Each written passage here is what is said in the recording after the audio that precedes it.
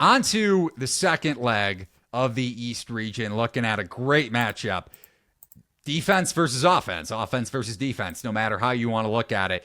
The number 2 seeded Iowa State Cyclones, about a 1.5, 2-point favorite. The 1.5 that you may be seeing at a variety of books or maybe a couple books is juiced towards -120. The Cyclones coming back against Wazoo in the second half and dominating South Dakota State. Kind of a little bit of an outlier performance for me, or at least over the first couple games, just because Iowa State outperformed expectations offensively over the first couple matchups. I want to get your take on that here, since you mentioned that with San Diego State doing the same thing in a smaller sample, just one game against Yale. Illinois coming off dominating performances against Morehead State and Duquesne. But let's keep in mind, it is Morehead State and Duquesne. Total of about 146. My raw numbers have this closer to Illinois by, or actually Iowa State by about a 0.5 point. So a little bit shorter than the number. And also, remember, this line opened at Iowa State -2.5, -2.5. So action has already come in on the Illini, where maybe if you look at my raw numbers or Eric's raw numbers, you say Iowa State by a 0.5 point. Not a super big edge as much as it was when the openers popped on this game, with Illinois being maybe a little bit more of an appealing dog. But Eric, I'll start with you. What say you here in the second leg of the East region? Well, I have Iowa State by about 2 in this game. The over-under on this one's about 149 for me. This is a situation here where now I start thinking that these offensive teams kind of have tested the waters and they get past that opening round where I always think those defensive teams, those smaller defensive teams, create a lot of problems for the Kentuckys or the Alabamas. Same classification as Illinois here. Illinois is first in the country in offensive efficiency, 76th in defensive efficiency, the worst of the Sweet 16. But at this point, you've seen this, I think of a year ago. Look at Miami. Miami was 10th in the country in offensive efficiency on Selection Sunday, and they were 133rd in defensive efficiency. So you can win games with offense, and this is a very elite offense with Illinois and what they can do here. So it does not surprise me one bit. This might be a situation where I'd probably lean against the analytics a little bit, and I kind of see the bettors doing the same thing. There's nothing wrong with that. That's one of the things I tell people and say, just look at my analytics. Don't go blindly by them.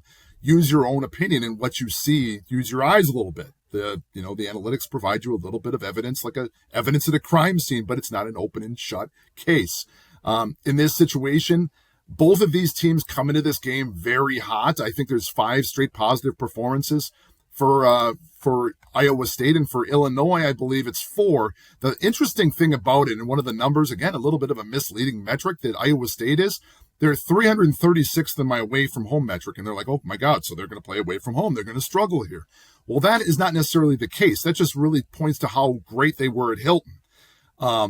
As a, backing up my point, and I talk about these last 5 games where they've performed above the norm. All 5 games were on neutral courts. So there's nothing to say this can't continue for Iowa State. But that being said, you're talking about another hot team in Illinois, and this is an Illinois team that I think just it's like I said, it's great. You're talking about the number 1 offense against the number 2 defense. Once you get to this stage, I tend to lean more offensively. I think those teams are going to be battle tested in the first 2 rounds. Those Kentuckys, those Alabamas, and those Illinois.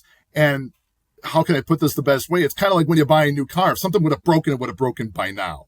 That's the way I kind of look at it for Illinois. So I like Illinois advancing here. I like Illinois covering. It's interesting to see where it's going to go. If it's going to hover, what'd you say, a 0.5 point or something like that?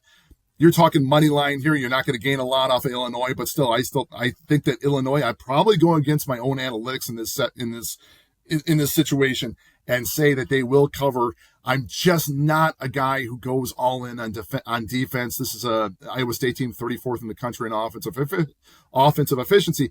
Not bad by any stretch of the imagination, but it is second worst in the Sweet 16 behind San Diego State.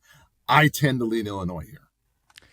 I'm with you. And you mentioned offense, defense, your ratings. To me, it's going to boil down to pace, and that kind of correlates to if Iowa State can slow this thing down, even though they do selectively run and push the floor, and Illinois obviously wants to push the tempo.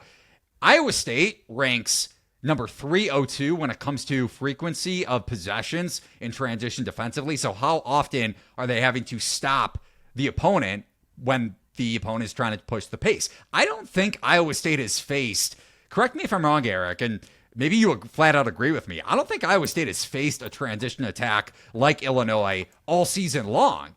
And then I don't want to necessarily overreact to what I've seen from Illinois over the first couple of games just because it was Morehead State and Duquesne. But Shannon is a monster in transition. If anybody was going to stop him over the first couple of games, it was going to be Morehead State. And they chucked up a lot of threes, and it didn't work just trying to slow down the tempo and play to that high variance format that I mentioned as to part of the reasoning why I liked Morehead State in that first round game when it came to covering the point spread. Dane Danger, too, off the bench, especially when it comes to offensive rebounding. And this is a Cyclones team that ranks bottom 85 in defensive rebounding percentage. In a tight game, too, Iowa State, number 274 in free throw percentage. Momcilovic, Trey King, Curtis Jones, those guys are reliable. But other than that, like your primary ball handler who could considerably get fouled a decent amount down the stretch, Lipsy shoots it around 70% from the line. So I lean Illinois too. I'm not going with an Iowa State team that has outperformed expectation offensively and probably shouldn't have covered against South Dakota State in the first round. Yeah, you look at this, and you talked about that. The adjusted free throw percentage I have for Iowa State, 293rd in the country. Free throw percentage for Illinois is 88th. You look at the free throw attempt rate for the Illini, top 5 in the country. They're able to get to the line. They're able to convert the line. That makes a big difference in these games. We've seen that the other day with, I forget what team it was that shot 11 of 24 at one point. It was just Grand Canyon.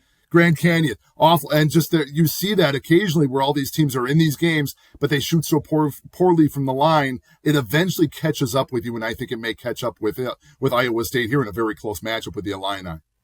And Texas A&M for that matter. And we'll talk about the Aggies, but both teams definitely shot themselves in the foot when it came to free throw shooting.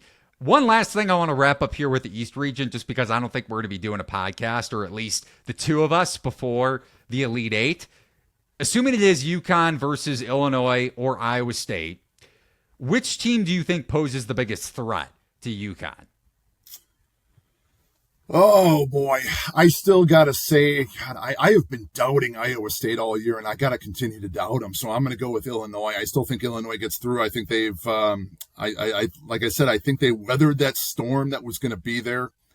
From a standpoint of a team that had that fingerprint of not a great defense with an elite offense, and also a team that arguably ran themselves out in the Big Ten tournament. Like I said, that doesn't necessarily mean it's going to play out that way. San Diego State, as I talked about, did the same thing last year where they won 3 straight in the Mountain West tournament, then won 5 games en route to getting to the championship game and losing. No reason that Illinois cannot keep this streak going. Both teams, one of these streaks is going to end when it comes to Illinois and Iowa State. I still think Illinois gets through, and I think they provide the biggest test for UConn. Just the ceiling is just so much higher there, in my opinion, than it is for Iowa State. I'm with you. And then you have just individual matchup-wise. Coleman Hawkins can drive clinging away from the rim. And Illinois, or Iowa State, not only Illinois State, but Iowa State can't really accomplish that with their 5-out, not really much of an offense. And then Castle against Shannon would be the one deterrent. But we're not saying that Illinois is going to necessarily upset UConn if they match up. But we both do agree that Illinois would provide the biggest test.